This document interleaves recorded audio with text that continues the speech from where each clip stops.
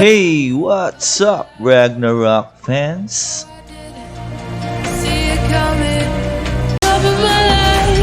In this video, I'm going to share my updated High Priest full support build, and I usually use this build during daily instance, boss hunt, otherworld gate, and endless tower, especially on high level or boss floors.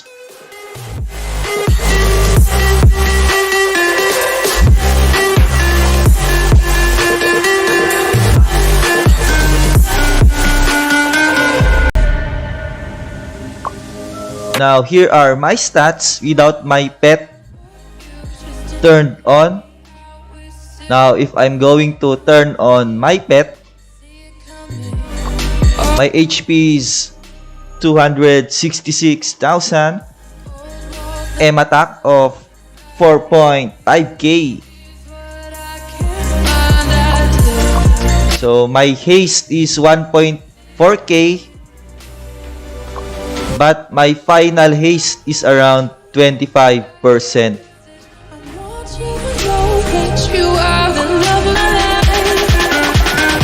For my stat distribution, it's very simple. Vit is equal to int, so I have a vit and int equal to 62, both of them.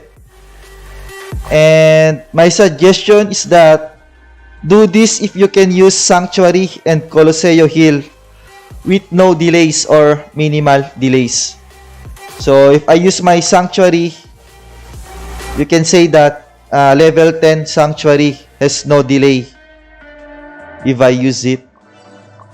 For my Colosseo Heal, I have somehow around 1 second delay in cooldown, but that's fine in my opinion.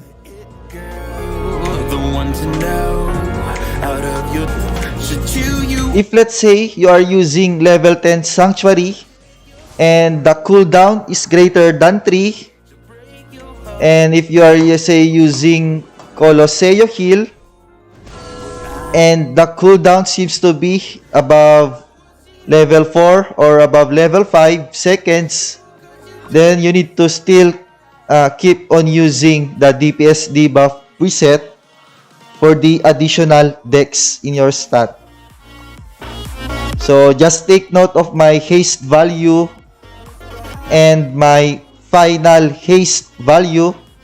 So once you can achieve the same value as mine, then most likely you can also use level 10 Sanctuary and level 10 Colosseo, and that's the time you can remove your dex and do a stat distribution similar to mine.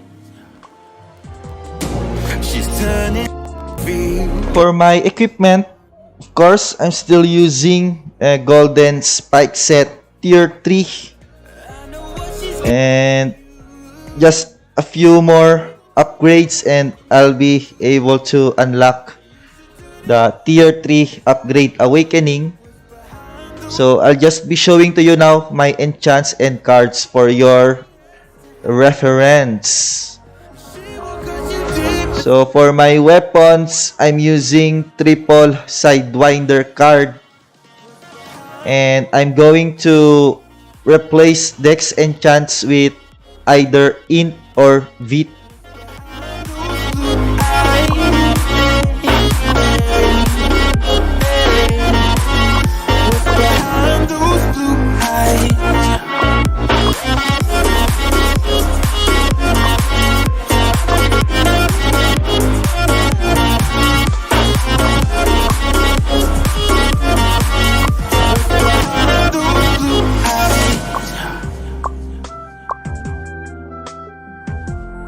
So one of my targets currently ongoing is to buy Pierre card. So as you can see, I already have one, and I think I'm planning to buy 2 more Pierre card. So I think I'm going to target triple Pierre card on my headgears for a more solid healing output So I'm going to combine tankiness and solid healing output due to a high value of M attack.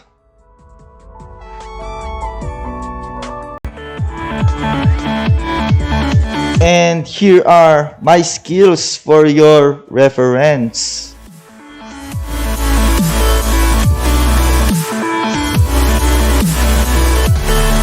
So Resurrection will need to be max level in the future, but this one requires a lot of additional final haste.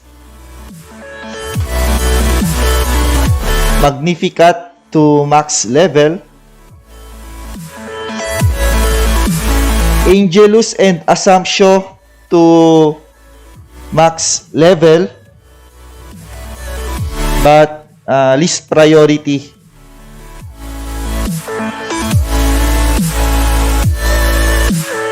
And Sacred Blessing should be max level, and this one should be one of the top priority. And if you want to be on a full offensive support, especially during MVP or boss hunt, then you can replace Angelus Assumption with Suffragium. Okay, the reason for that is because there are no more slots. Okay, so you just need to select which one you prefer. So you can replace Angelus here with Suffragium, right? If you want to go in a full offensive support. And if let's say you are targeting an undead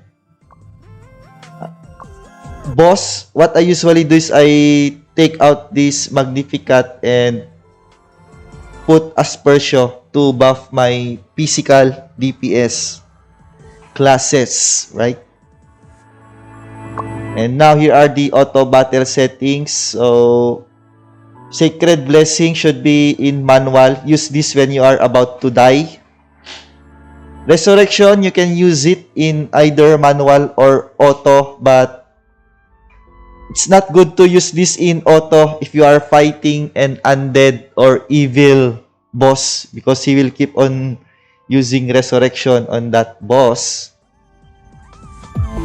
For the custom skills, I have Blessing, Imposition, and Gloria in one combo, which is this one.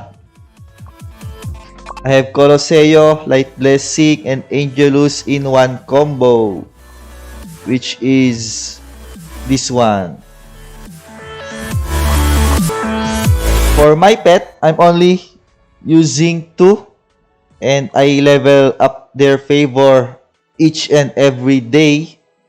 So I have Hornet, which potentially can evolve into a Mistress for an endgame scenario, and Familiar, which will potentially evolve to a Dranilliar for a mid-game scenario. But when it comes to boss hunt, I usually use Hornet first for the additional HP. But once you evolve this Familiar into Dranilliar, then Dranilliar will be good in everywhere, regardless whether it's PvP or PvE, because of the HP once per second talent of the Dranilliar. For the shadow skills, eventually you'll be able to max upgrade everything from here, because there's a certain max upgrade per shadow equipment level only. But you need to prioritize in haste and magic attack. Then the others will be secondary or least priority, right? Now for the bound, engrave, and validation, so these are slots for DPS skills. Okay, so staff and shield is a combination of support and DPS. So that's the theory behind using staff and shield priest. So staff and priest shield are not pure support. Technically, they are 50% support and 50% offense, right? For the soul, you go for Kyrie, Elishon. And so that's it, guys. That's my full support build. And take note again that it's just a free-to-play or no top-up account. So don't expect anything that much. So we just need to become slowly but surely getting better each day. Thank you and bye-bye.